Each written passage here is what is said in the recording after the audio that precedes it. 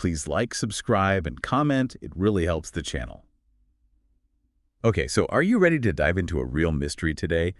We're talking about the disappearance of Madeleine McCann. It's one of those cases that just grabs you, Like imagine being on a family vacation, everything's perfect, sunny skies, and then poof, your 3-year-old daughter is gone. Yeah, this case, back in 2007, it really captured the world's attention, didn't it? I mean, the tragedy of it all, obviously, but also just all the unanswered questions, the twists, the turns, all the theories. It just kept everyone guessing for years and years. Exactly, and that's why we're here today. We're going beyond the headlines, beyond the basic facts. We're going to dig deep into the evidence, the theories, the controversies, everything, to try to get a little closer to the truth of what happened to Madeleine. Absolutely. So to really understand this case, we need to go back to the beginning, right? Back to the Ocean Club Resort in Praia da Luz, Portugal. Picture this. Whitewashed buildings, beautiful courtyards, sunny skies. It seemed like the perfect place for a family vacation. Sounds idyllic, right? But then you hear that the McCanns were dining at a tapas restaurant within the resort. And get this, it was only about 150 feet from their apartment. Just imagine trying to enjoy your meal, knowing your kids are asleep that close by. Yeah, that detail's always stuck with me. It's like close enough to feel secure, but tragically not close enough to prevent what happened. And the layout of their apartment, apartment 5A, it plays a big role too. Oh, tell me about it. The open window, the lifted shutters.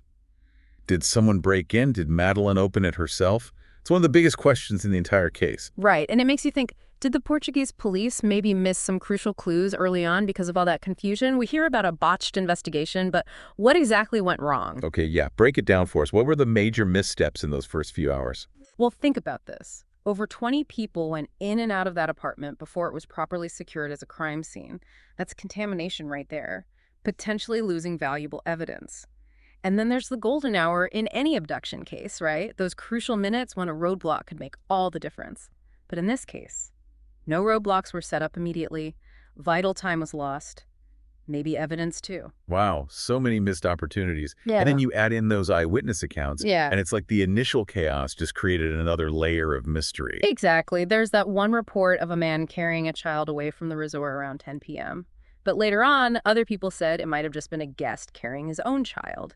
So it's like, who do you believe? It casts doubt on everything. Okay, so we've got the timeline, we've got the location, and we've got a lot of initial confusion.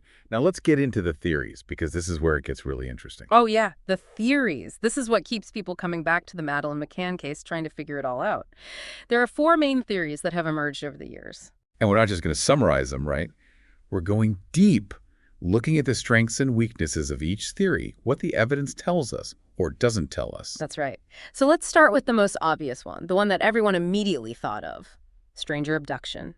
You've got that image of the man carrying a child. Even though it's not clear who it was, it definitely fuels this theory.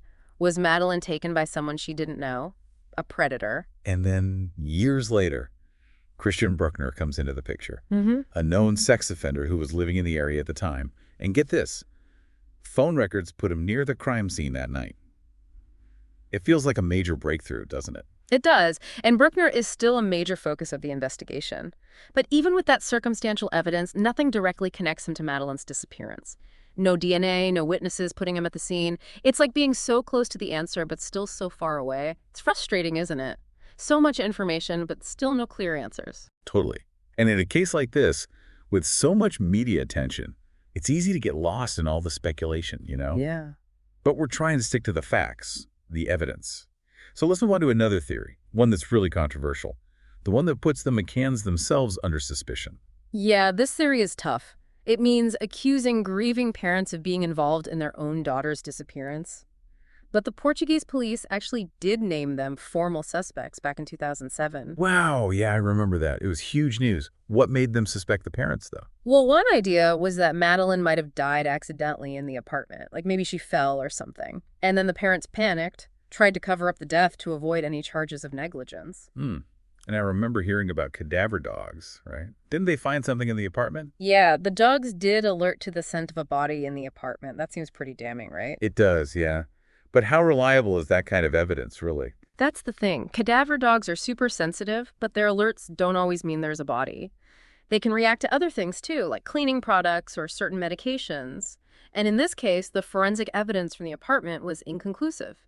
No DNA, no proof that Madeleine actually died there. So a lot of speculation, but not enough hard evidence to back up the theory of parental involvement. Right. And in the end, the case against the McCanns was dropped because of that lack of evidence. But the suspicion, it kind of lingered, fueled by the media and public opinion. It's just a reminder of how quickly things can change in the public eye, especially in cases like this. The McCanns went from being these sympathetic figures to suspects overnight. Just imagine the added trauma on top of everything else they were going through. It's heart-wrenching. But let's shift gears for a second and look at another theory. It's connected to the last one, but doesn't directly involve the parents. The accidental death cover-up. Okay, so this is where someone else might have been involved in hiding Madeleine's death, if it was an accident. Exactly. Imagine this. Madeleine has some kind of tragic accident in the apartment, maybe a fall, maybe something else. Someone else finds her, maybe a friend, or even a resort worker, and they panic. They help to hide the body, maybe out of fear, maybe some misguided sense of loyalty. It happens. And again, we come back to that open window, those shutters. Was it an accident made to look like something else? Or was it staged from the beginning? It feels like that one detail is so crucial to understanding the whole thing. Yeah, it's haunted investigators for years, fueled all sorts of theories. And without solid proof, the possibility of an accidental death cover-up is still out there. Okay, so we've talked about stranger abduction, possible parental involvement, and accidental death with a cover-up. That leaves us with the fourth main theory, and maybe the most disturbing one: child trafficking. This is the one that really gets under your skin, doesn't it? The thought of a child being taken and sold into some underground network is terrifying. It really is. And haven't there been some unconfirmed sightings of Madeleine over the years? I think I remember something about Morocco. Yeah, there have been some reports, but nothing confirmed. And those unconfirmed sightings, they keep this theory alive for a lot of people. But again, there's no hard evidence that Madeleine was trafficked. No solid witnesses, no links to trafficking rings, no ransom demands. It's possible, but mostly speculation at this point. Ugh, it seems like every theory leads to more questions than answers. It's a bit maddening. I know what you mean. But that's how it is with complex investigations, especially disappearances. You have to sort through so much information, filter out the noise, the misinformation, those red herrings, always looking for that one piece of evidence that could break the case wide open. Speaking of red herrings, let's talk about the media frenzy around this case. Yeah. It was everywhere. Newspapers, TV, online. Everyone had a theory. It was a global obsession, wasn't it? And while all that attention can be good, keeps the case in the public eye, maybe leads to new tips, it can also make things really difficult for investigators. And of course, it's devastating for the family. Yeah, the McCanns faced so much scrutiny, so much criticism on top of their grief. It's hard to even imagine. It's a stark reminder of how powerful and sometimes how dangerous the media can be. But let's step back from that for a moment and remember the human cost of this whole thing. The McCanns, their other children who grew up with this hanging over them, the investigators who dedicated years to finding answers. We're not just talking about theories and evidence here. We're talking about real lives that were forever changed by this tragedy. Absolutely. So where do we go from here? We've covered the timeline, the key players, the theories, but we still don't know what happened to Madeleine McCann. That's the big question, isn't it? The case is still open, but there's so much we don't know. We have strong theories, some intriguing clues, but no definitive answers. The good news is that new technology is always emerging. DNA analysis is getting better, facial recognition software is improving, and investigative techniques are constantly evolving. So there's still hope. There's always hope. As long as there are people dedicated to finding the truth, there's a chance this case will be solved. Maybe a new witness will come forward, or a piece of evidence will be re-examined, or a new technology will reveal something that was missed before. It's like they say, the truth is out there. We just have to keep looking for it. Exactly. And even if we never get all the answers, I think there are still things we can learn from the Madeleine McCann case. Like what? What are some of the takeaways? It reminds us how important child safety is. To be vigilant, to understand how complex these investigations can be, and also how powerful and potentially harmful public opinion can be. But more than anything, it highlights the resilience of the human spirit, the unwavering love of parents who refuse to give up hope, and the tireless work of investigators who keep searching for justice even when the trail goes cold. It really makes you think, doesn't it?